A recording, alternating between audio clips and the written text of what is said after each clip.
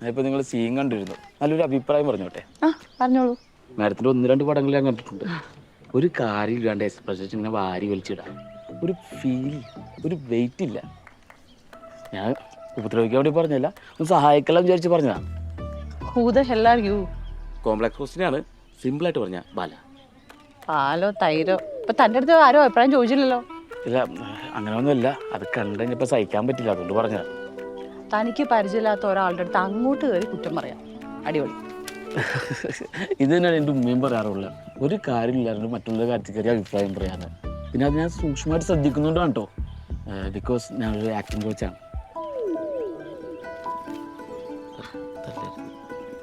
താനാണോ ഡേവിഡിന്റെ acting coach? എങ്ങനെ മനസ്സിലായി ഞങ്ങൾ പരമരഹസ്യമായി വെച്ചിരിക്കുന്ന സത്യം? ഞാൻ ചിലരെയൊക്കെ സൂക്ഷ്മമായിട്ട് നിരീക്ഷിക്കാറുണ്ട്. കുറ്റമാണ് കഴിഞ്ഞോ? It's okay, bye. സാരമില്ല, പറഞ്ഞേക്ക്. എന്താ എൻ്റെ പെർഫോമൻസിനെ പറ്റി പറയാനുള്ള ആക്ടിങ് കോച്ച്? അങ്ങനെ വലിയ കുഴപ്പമൊന്നുമില്ല, ശരിയാക്കാം. മരത്തിനെ കണ്ടാൽ തന്നെ അറിയാം. മരത്തിൻ്റെ ജീവിതത്തിലോ ശരീരത്തിലോ ഇന്നവരെ അഴുക്കോ ചെളിയൊന്നും പറ്റിയിട്ടില്ല. ശരിക്കും പറഞ്ഞാൽ എങ്കിൽ അഴുക്ക് പറ്റാത്തൊരു അഭിനയം. ഫോർ എക്സാമ്പിൾ, അയ്യേ